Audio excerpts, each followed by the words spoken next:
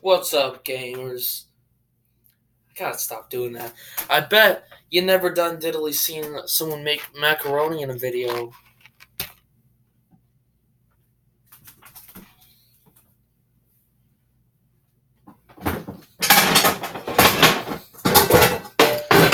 Oh god, oh Jesus. Get a sizable pot. Put that thing on the oven. Stove. The same thing. Get some water and take it off the oven because what? Now here's the most exhilarating and fun part. You want to take the pot and fill it with, you guessed it, Coca-Cola. Now we're going to take this Coca-Cola pot and we're going to set it on the burner. We're going to turn the burner all the way up to the highest it can go because we want that baby to boil. Alright? And in the meantime, the rope's coming off. I mean business. In the meantime, we can discuss some of my most recent drawings. Here's one that I plan on redrawing because it came out meh. It's all right. I'm very bad at coloring with colored pencils, so I think I'm just gonna shade it in black and white. Now, this one, as I've been told, verges on porn. I don't think so. I disagree severely, sir. Nah, but she's a character from the book I'm writing on Wattpad. Her name is Leica Daluran. She is a Loch Elf. The Loch Elves are they live with the dwarves. They're super short. She's 5'2". She's actually pretty tall for her race. But they came to be when the elves, or some elves, moved in with the dwarves because some conflict was going on in their homeland, which is called, I believe, oh god, Lideliath? It's a long word. They're the name of the elves' homeland. But they broke off and went to live with the dwarves, and then the dwarves made them super hardy, and it's been centuries and centuries and centuries, and now they're short, and they are dark-skinned, and they are cool. And then there's the Nos elves. The Nos elves live in the homeland, and they're like kind of your stereotypical elf in that they are born into knowledge, raised in knowledge, and die in knowledge. They're the smartest of the smart and masters of the arcane. And then there are two other kinds of elves.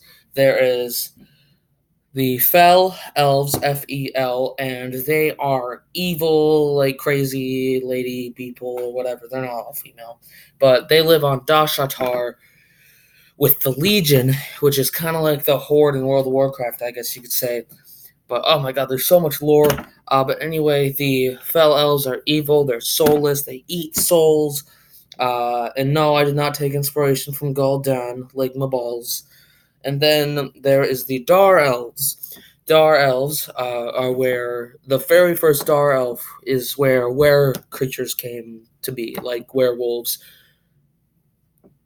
Where are my undies? I lost them. And then that's all the elves. And then there are dwarves. And then there are Valyrians and Lycar. Valyrians are not furries. I'm going to get that out of the way right now. Valyrians are cat people, kind of like Khajiit, not furries. And Valyrians, feline, you get it. And then there's the Lycar, lycanthropy, because they are wolf people, but they're not werewolves, which is kind of confusing because there are werewolves. Anyway, they're as to a dog as a Valyrian is to a cat. Not furries. Again. And then there's the Nakalir. Nakalir are like Argonians, not scalies, not furries, nothing close. Nakalir can range from looking like people, just like with scales, to looking like frogs or birds or just lizards, all that jazz. To snakes, even sometimes, although it's very rare and they're considered more like Naga. And then there is just man. Now, in my book, all the races are considered humans. You want to know why? Because none of them are aliens. So why would I call them not humans? Men are like me and you and all that. And humans are everything. Even the dwarves, even the orcs, all that jazz. Anyway, I think the water's boiling. Nah, it's simmering right now. It's getting to that boil.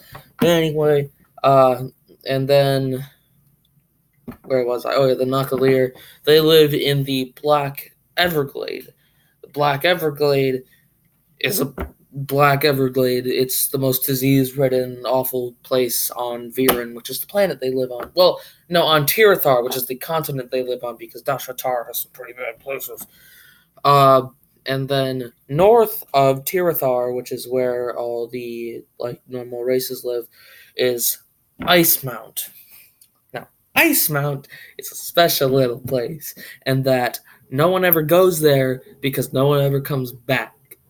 Uh, it's essentially in a constant, gigantic blizzard.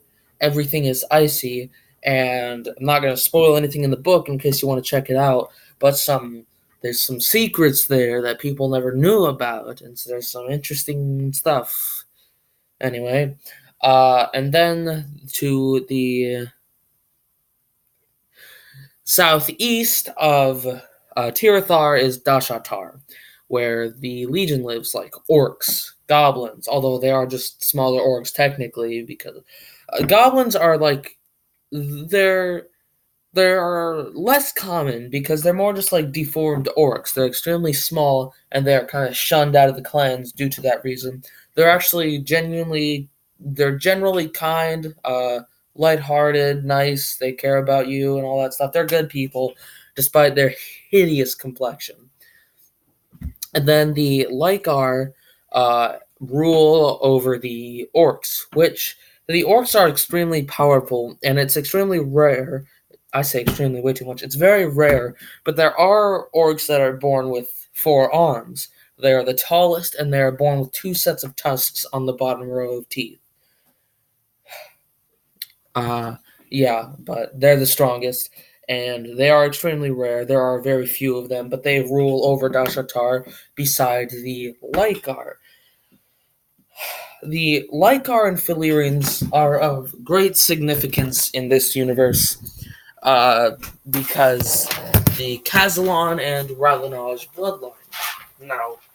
Now, that sounds weird, but essentially, Kazilon and Raynauds descended from Archangel Raynauds. There's a lot to get into with like the Archangels and everything.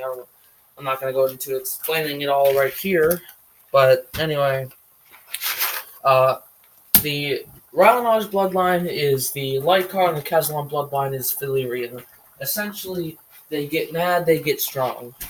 But that, spoiler warning from my book, if you don't want to spoil it, don't listen to me right now.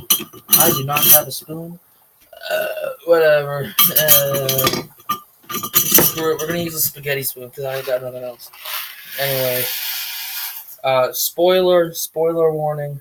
The Kazilon and Raynauds powers are not actually activated by rage. Well, technically they are until a Kazilon or Raynauds harnesses that power, because more spoilers. In Ice Mount there is a temple.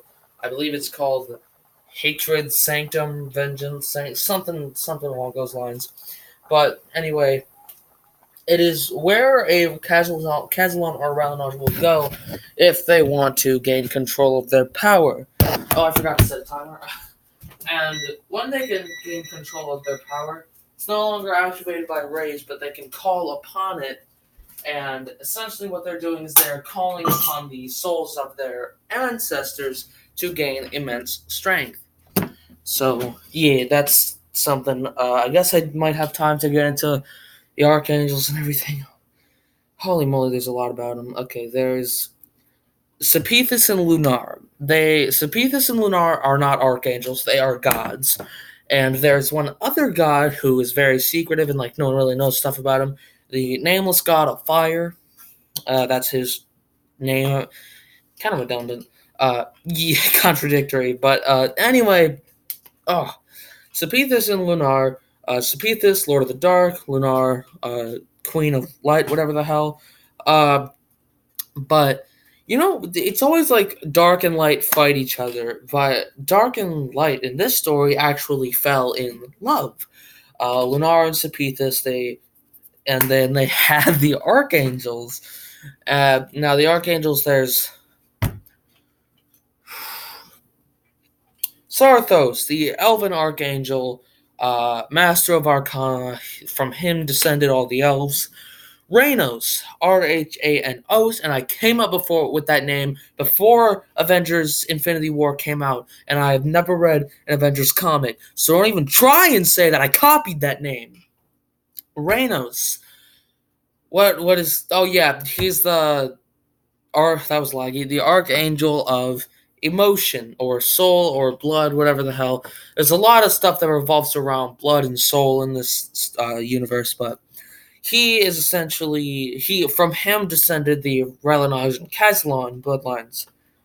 And then there's Seldaria, the Archangel of Nature. She controls nature. Then there's Dakanor. Dakanor is the the Orc Archangel of War and Strife. And then there's Oradun, the Dwarven Archangel of Craftsmanship and all that jazz. And then I think that's all of them. There might be nope. Okay, there's not one more. All right, but essentially they're all just chilling, drinking some Sunny D, sitting in the sun, having fun, and then out comes the giants. Now dragons are giants; they're the same thing, but the giants are giant humanoids. But dragons are also still giants. You get it. You get it. Shut up. You get it.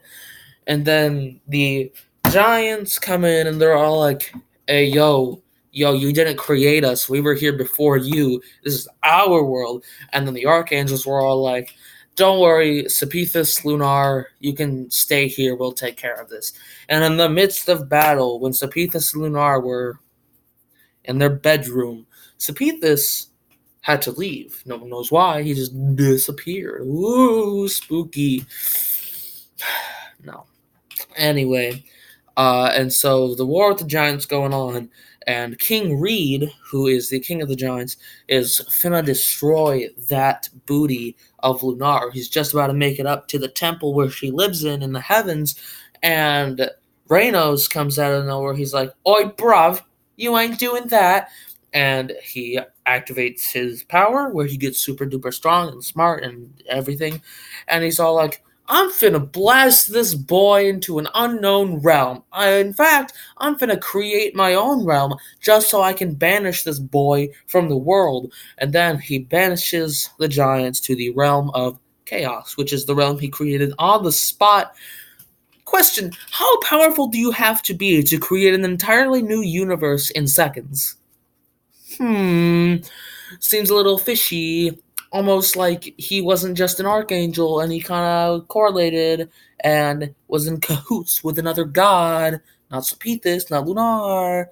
And he became the embodiment of fire. Fire, heat, fire. Nameless god of fire.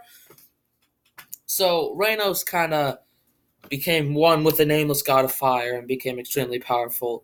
And all that happened. But he actually banished quite literally everyone into realms that he created that they didn't even know he created. How powerful do you have to be to accidentally create universes? Anyway, so now all the archangels are just. This is a huge spoiler. All the archangels are supposedly dead, but actually they're all banished to their own separate realms that they don't know how to get out of, and only Raynauds can get them out. But that's gonna be very important. That information is gonna be very, very crucial. Way down the road. Did I even set time? I did. Okay. Anyway, so yeah, all the archangels are supposedly dead, but then, Raynauds becomes sort of a web spinner of sorts, deciding fates, creating fates. Huge spoilers, by the way. Huge, huge, huge spoilers for the book. And so he's like, you know what? My children, Kazilon and Raynauds were their names, and from them descended the Kazilon and Raynauds bloodline. He was all like, you know what? my sons straight up betrayed me and fought alongside the Giants, what Jay did. And he's like, so I'm finna try and get some sweet, yummy, dummy revenge. So how does he do it? He doesn't go down to Viren and try to fight his children. No, because he can see the future and he knows what's finna happen. He's like, I'm gonna release Seldaria, Archangel of Nature. She's one of the weakest. She'll be easier to handle on Viren. The people will know what to do. So he releases her from the realm that she's in and sends her down to Viren. And she's all right. She's all like, I spoke with Saparthos. Saparthos is not a ship name for Sepithus and Sarthos, by the way. Sepithus kind of fused with Sarthos. So, kind of like Raynauds. Noticing a pattern. But yeah, so now Sarthos is dark and everything. But remember, Lunara is actually more of a bad guy than Sepithus, which is kind of interesting despite him being the Lord of Dark. But now Saldaria's on Earth, and she's all like, I. Sepithus told me we can restore heaven because it was destroyed in the war with the Giants. Because Lunara was supposedly killed by Sepithus and Sarthos, although she wasn't actually. She was actually kind of screwed up, but she had it coming. Because Sepithus and Sarthos were all like, all right, so Raynauds or someone apparently saw the future, and they saw her being an evil whore. So we gotta do something about that. So they encompass her in, don't remember how many, a bunch of gems. One for each lord of each race. Only one on Dashatar, and it belongs to the Lycar. But there's one for the elf, one for the North-Elf, one for the Lockup, well, one for the dwarves, because the Lockups live with the dwarves.